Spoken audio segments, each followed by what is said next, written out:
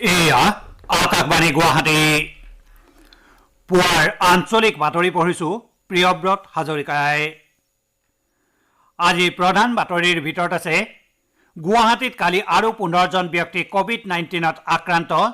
গুৱাহাটী কেইবাটাও অঞ্চল কণ্টেইনমেণ্ট জোন হিচাপে ঘোষণা। এখন আত্মনিৰ্ভৰশীল ভাৰত গঢ়াৰ বাবে প্ৰধানমন্ত্ৰী নৰেন্দ্ৰ মোদীয়ে ঘোষণা কৰা 20 লাখ কোটি টকাৰ বিশেষ আৰ্থিক পেকেজে বিকাশৰ গতি ত্বৰান্বিত কৰিব বুলি বিত্তমন্ত্ৰী নিৰ্মলা সীতাৰমণৰ মন্তব্য।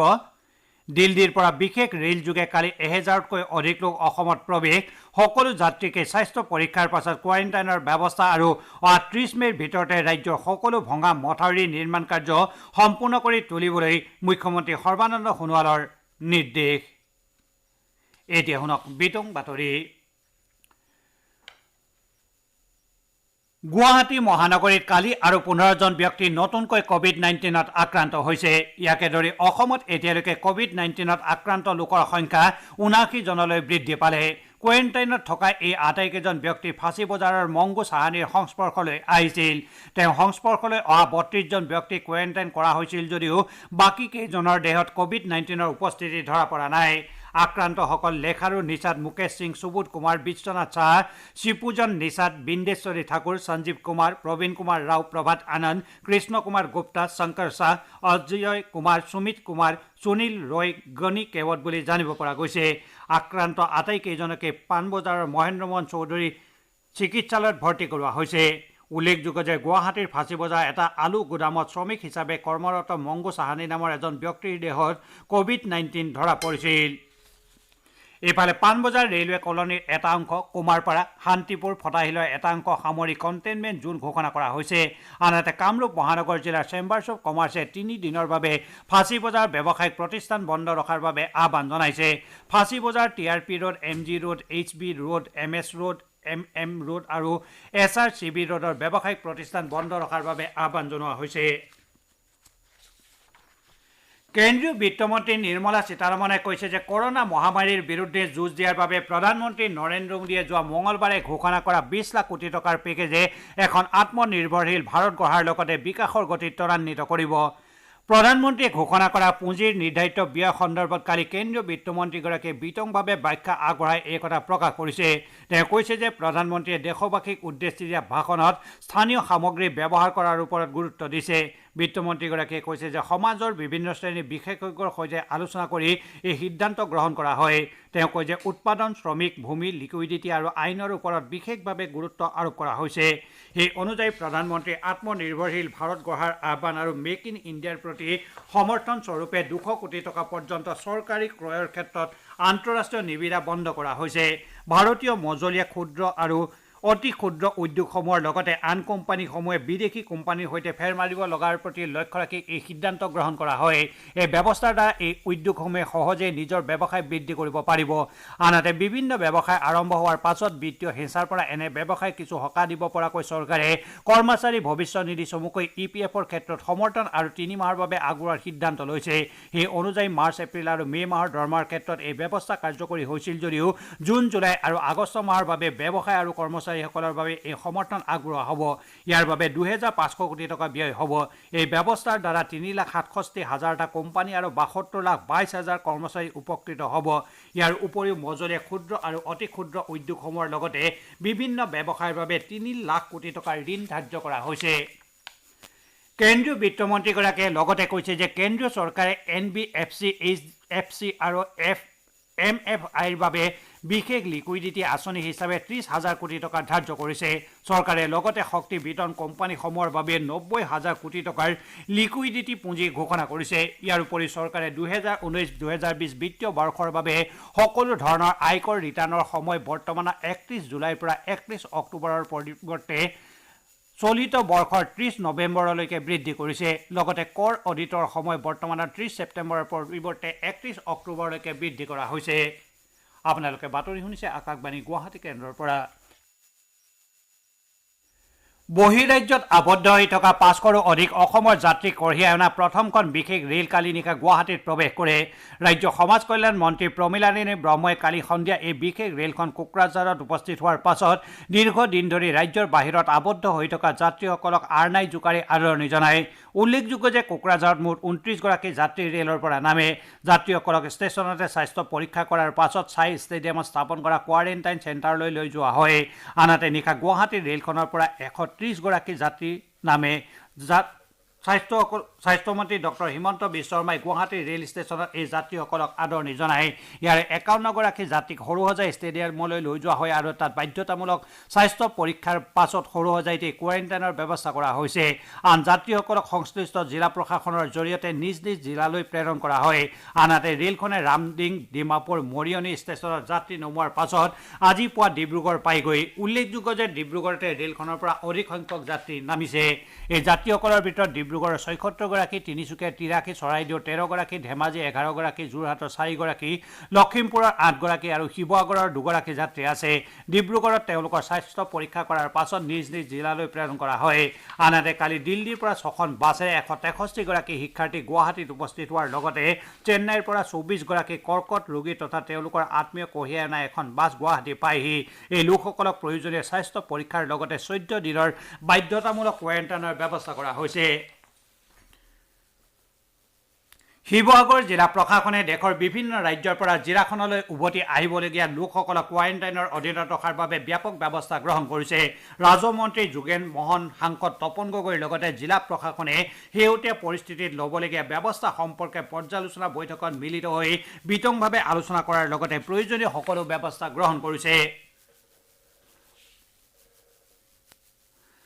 অসমৰ আৰক্ষী সঞ্চালক প্ৰধান ভাস্কৰ জ্যোতি মহন্তই কালি চিৰাং জিলাত চিৰাং আৰু বঙাইগাঁও জিলাৰ শীৰ্ষ আৰক্ষী বিষয়াসকলৰ সৈতে আলোচনাত মিলিত হয় কোকৰাঝাৰ জিলা পৰিভ্ৰমণ কৰি চিৰাঙত উপস্থিত হোৱা আৰক্ষী সঞ্চালক প্ৰধান মহন্তই বিটিএডি আয়ুক্ত মহাপৰিদৰ্শক অনুৰাগ আগৰৱাল জিলা দুখনৰ আৰক্ষী অধীক্ষক সহ শীৰ্ষ আৰক্ষী বিষয়াসকলক অনাগত দিনত কোভিড-19 সন্দৰ্ভত কেনেদৰে কাম কৰিব লাগিব তাৰ ওপৰত আলোচনা কৰে এই আলোচনাৰ পাছত শ্ৰী মহন্তই সংবাদ মাধ্যমৰ আগত কৈছে যে সম্প্ৰতি কৰোনা সংক্ৰমণৰ পৰিপ্ৰেক্ষিতত বহিৰাজ্যৰ পৰা অহা লোকসকলক প্ৰথমে কোকৰাঝাৰ কণ্টেইনমেণ্ট জোনৰ পৰা অন্যান্য জিলালৈ পঠোৱাৰ ব্যৱস্থা কৰা হৈছে ৰাজ্যৰ শীৰ্ষ আৰক্ষী বিষয়াগৰাকীয়ে কৈছে যে গাঁওৰক্ষী বাহিনীৰ লোক স্বাস্থ্য বিভাগৰ কৰ্মী আৰু আশা কৰ্মীয়ে কোভিড-19ৰ বিৰুদ্ধে যুঁজখনত অধিক পৰিশ্ৰম কৰি আছে এই ক্ষেত্ৰত ৰাইজক সতৰ্ক হৈ থাকিবলৈ তেওঁ আহ্বান জনাইছে এতিয়া শুনক আজি গুৱাহাটীৰ পৰা প্ৰকাশিত কেইখনমান দৈনিক বাতৰি কাকতৰ প্ৰথম পৃষ্ঠাৰ প্ৰধান বাতৰি সমূহ অৱলোকন প্ৰণীতা দেৱীৰ পৰা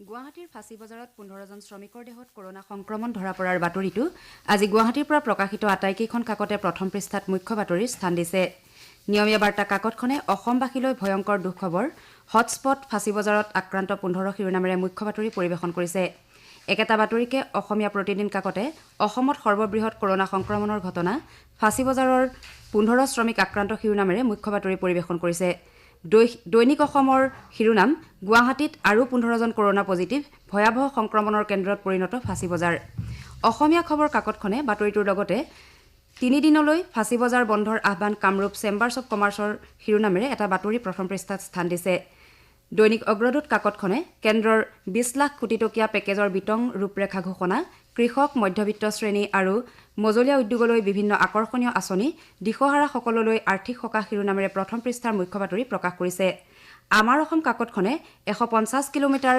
খোজকাঢ়ি ৰাজপথতে জন্ম দিলে সন্তান শিৰোনামেৰে এটা বাতৰি গুৰুত্ব সহকাৰে প্ৰথম পৃষ্ঠাত স্থান দিছে আজি প্ৰকাশিত কাকতসমূহৰ প্ৰথম পৃষ্ঠাৰ আন কেতবোৰ গুৰুত্বপূৰ্ণ বাতৰি হৈছে দেশত ভয়ংকৰ হাৰত বৃদ্ধি কৰোনা ভাইৰাছৰ সংক্ৰমণ ভাৰতত 78,000 অতিক্ৰম কোভিড-19 আক্ৰান্ত ব্যক্তিৰ সংখ্যা মুম্বাইৰ পৰা 5 ৰাজ্যৰ মাজেৰে প্ৰত্যাহ্বানপূৰ্ণ যাত্ৰা 2700 কিলোমিটাৰ দৈৰ্ঘ্যৰ কঠিন যাত্ৰা নেওচি স্বভূমিত কৰ্কট ৰোগী ব্ৰাজিলত কৰোনাত এদিনতে মৃত্যু 881 জন ৰঙাপাৰাত ক্ষুদ্ৰ ব্যৱসায়িক গুলিয়াই হত্যা ধুমুহা বজ্ৰপাত শিলাবৃষ্টিত ৰাজ্যৰ বিস্তৰ ক্ষতি 4 গৰাকী বিশিষ্ট আয়ুৰ্বেদিক চিকিৎসকৰ দাবী আয়ুৰ্বেদিক ঔষধে কৰিব কৰোনাৰ প্ৰতিৰোধ প্ৰখ্যাত ভাইৰলজিষ্ট ডাক্তৰ টি জেকবজনৰ দাবী দেশত আৰম্ভ হৈছে গণসংক্ৰমণ ইত্যাদি এয়াই আছিল আজি গুৱাহাটীৰ পৰা প্ৰকাশিত দৈনিক বাতৰি কাকতসমূহৰ প্ৰথম পৃষ্ঠাৰ বাতৰিৰ চমু অৱলোকন পৰৱৰ্তী বাতৰি শুনক প্ৰিয়ব্ৰত হাজৰিকাৰ পৰা ধন্যবাদ প্ৰণীতা কৰোনা ভাইৰাছৰ প্ৰাদুৰ্ভাৱৰ পৰিপ্ৰেক্ষিতত সৃষ্টি হোৱা পৰিস্থিতিত সমগ্ৰ দেশৰ লগতে অসমতো বিদ্যালয় মহাবিদ্যালয়বিলাক বন্ধ হৈ থকাৰ পৰিপ্ৰেক্ষিতত শিক্ষাৰ্থীসকলৰ সুবিধাৰ প্ৰতি লক্ষ্য ৰাখি 2021 বৰ্ষৰ পৰা অসমত এপ্ৰিল-মাৰ্চ মাহৰ পৰা শিক্ষাবৰ্ষ আৰম্ভ কৰাৰ বাবে ৰাজ্য উচ্চ শিক্ষা সঞ্চালকালয়ে প্ৰায় আনুষ্ঠানিকতা সম্পন্ন কৰি তুলিছে। অৱশ্যে এই ক্ষেত্ৰত ৰাজ্যৰ বিভিন্ন দল সংগঠন তথা বিজ্ঞসকলৰ পৰামৰ্শৰ বাবে অপেক্ষা কৰা হৈছে। অসম মাধ্যমিক শিক্ষা পৰিষদে মুকলি কৰা ৱেবছাইটত সকলোৱে নতুন শিক্ষাবৰ্ষ সন্দৰ্ভত মন্তব্য আগবঢ়াব পাৰিব। আনহাতে কেন্দ্ৰীয় মানৱ সম্পদ উন্নয়ন মন্ত্ৰী R.P. নিশাংকে অলপতে স্নাতক আৰু স্নাতকোত্তৰ পৰ্যায়ত চলিত ষান্মাসিকৰ মূল্যায়ন আভ্যন্তৰীণ নম্বৰ আৰু পূৰ্বৰ ষান্মাসিকৰ আধাৰ হিচাপে লৈ কৰা হ'ব বুলি ঘোষণা কৰিছিল। এই ঘোষণাৰ পৰিপ্ৰেক্ষিতত ডিব্ৰুগড় বিশ্ববিদ্যালয় সমিতিয়ে বিশ্ববিদ্যালয় কৰ্তৃপক্ষক স্মাৰকপত্ৰ প্ৰদানৰ জৰিয়তে ছাত্ৰ ছাত্ৰীৰ সম্ভাৱ্য অসুবিধা সন্দৰ্ভত বিহিত ব্যৱস্থা গ্ৰহণৰ দাবী জনাইছে। সদৌ অসম ছাত্ৰ সন্থাৰ এই ডিব্ৰুগড় বিশ্ববিদ্যালয় সমিতিটোৱে UGCয়ে গঠন কৰি দিয়া উচ্চ পৰ্যায়ৰ প্ৰতিবেদন তথা মানৱ সম্পদ উন্নয়ন মন্ত্ৰীৰ পৰামৰ্শবোৰ বিবেচনা কৰি অসমৰ পৰিৱেশ পৰিস্থিতিৰ লগত খাপ খোৱা তথা ছাত্ৰ ছাত্ৰীৰ অনুকূলে সিদ্ধান্ত গ্ৰহণৰ বাবে দাবী উত্থাপন কৰিছে। মুখ্যমন্ত্ৰী সৰ্বানন্দ সোণোৱালে ৰাজ্যখনৰ জলসম্পদ বিভাগক অহা 30 মেৰ ভিতৰতে ৰাজ্যৰ মথাউৰিৰ নিৰ্মাণ কাৰ্য সম্পূৰ্ণ কৰিবলৈ নিৰ্দেশ দিছে। জুন মাহৰ পৰা ৰাজ্যত বানপানী হোৱাৰ বিষয়টোত গুৰুত্ব আৰোপ কৰি মুখ্যমন্ত্ৰীগৰাকীয়ে চলিত মাহৰ ভিতৰতে মথাউৰি নিৰ্মাণৰ কাম সম্পূৰ্ণ কৰি তুলিবলৈ বিভাগটোক নিৰ্দেশ দিছে। মুখ্যমন্ত্ৰী সোণোৱালে কালি কাজিৰঙা ৰাষ্ট্ৰীয় উদ্যানক বানপানীৰ পৰা সুৰক্ষিত কৰিবলৈ উদ্যানখনৰ মৰিয়াখোলাৰ পৰা অগৰাতলী ৰেঞ্জলৈ বিভাগটোৱে নিৰ্মাণ কৰি থকা মথাউৰি পৰিদৰ্শন কৰি এই কথা প্ৰকাশ কৰিছে। শ্ৰী সোণোৱালে জলসম্পদ বিভাগৰ শীৰ্ষ বিষয়াসকলৰ সৈতে এই সন্দৰ্ভত এখন বৈঠকত মিলিত হয়। বানপানী অসমৰ জনসাধাৰণ তথা কৃষকৰ বাবে বৃহৎ প্ৰত্যাহ্বান বুলি উল্লেখ কৰি শ্ৰী সোণোৱালে কৈছে যে মথাউৰি নিৰ্মাণৰ কাম সময়মতে সম্পূৰ্ণ হৈ উঠিলে বানপানীৰ কবলত পৰা বহু লোক ৰক্ষা পৰাৰ উপৰি কৃষি খণ্ডৰ ক্ষয়ক্ষতি হ্ৰাস পাব। এই পৰিদৰ্শন কালত বিভাগীয় মন্ত্ৰী কেশৱ মহন্ত, কৃষিমন্ত্ৰী অতুল বৰা, সাংসদ কামাখ্যা প্ৰসাদ তাছা, দুজন বিধায়ককে ধৰি কেইবাগৰাকী শীৰ্ষ বিষয়া উপস্থিত আছিল। উল্লেখযোগ্য যে লকডাউনৰ বাবে সময়মতে মথাউৰি নিৰ্মাণৰ কাম আৰম্ভ কৰাত পলম হৈছে যদিও সম্ভাৱ্য বানপানীৰ প্ৰতি লক্ষ্য ৰাখি বিভাগটোৱে ক্ষিপ্ৰতাৰে মথাউৰি মেৰামতিৰ কাম আৰম্ভ কৰিছে। কামৰূপ জিলাৰ বকুৰ কেন্দুগুৰিত যোৱা নিশা সংঘটিত এটা পথ দুৰ্ঘটনাত 15জন লোক গুৰুতৰভাৱে আহত হৈছে। আৰক্ষী সূত্ৰই জনমতে লকডাউনৰ ফলত বহিৰাজ্যত আবদ্ধ হৈ থকা 14জন লোকসহ ত্ৰিপুৰাৰ আগৰতলাৰ পৰা ধুবুৰী অভিমুখে আহি থকা বাছ এখন নিয়ন্ত্ৰণ হেৰুৱাই পথৰ দাঁতিত থকা গছত খুন্দা মৰাৰ ফলতে এখন ৰিক্সাটো খুন্দা মৰাৰ দুৰ্ঘটনাটো ঘটে। আহতসকলক গুৱাহাটী চিকিৎসা মহাবিদ্যালয় হাস্পতালত ভৰ্তি কৰোৱা হৈছে। মৰিগাঁও জিলাৰ লাহৰীঘাটৰ ভেলৌগুৰি জিলাৰ অধীনৰ 1 নম্বৰ টেঙাতলী চৰত কালি পুৱাৰ ভাগত বজ্ৰ পৰি এজন যুৱকৰ মৃত্যু ঘটে।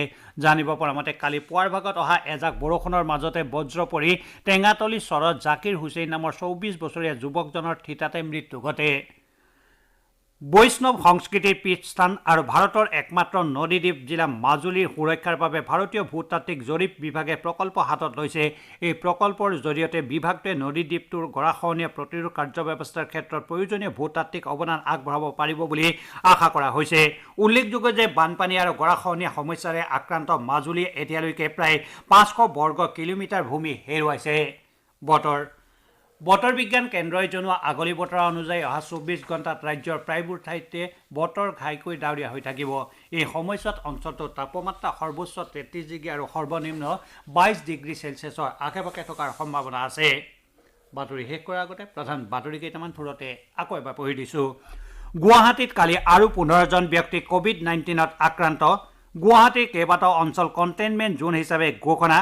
এখন আত্মনিৰ্ভৰশীল ভাৰত গঢ়াৰ বাবে প্ৰধানমন্ত্ৰী নৰেন্দ্ৰ মোদীয়ে ঘোষণা কৰা 20 লাখ কোটি টকাৰ বিশেষ আৰ্থিক পেকেজে বিকাশৰ গতি ত্বৰান্বিত কৰিব বুলি বিত্তমন্ত্ৰী নিৰ্মলা সীতাৰমণৰ মন্তব্য।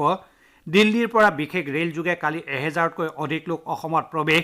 সকলো যাত্ৰীকে স্বাস্থ্য পৰীক্ষাৰ পাছত কোৱাৰেণ্টাইনৰ ব্যৱস্থা আৰু অহা 30 মেৰ ভিতৰতে ৰাজ্যৰ সকলো ভঙা মথাউৰি নিৰ্মাণ কাৰ্য সম্পূৰ্ণ কৰি তুলিবলৈ মুখ্যমন্ত্ৰী সৰ্বানন্দ সোণোৱালৰ নিৰ্দেশ। আমাৰ আজিৰ পৰ আঞ্চলিক বাতৰি ইমানতে শেষ হ'ল।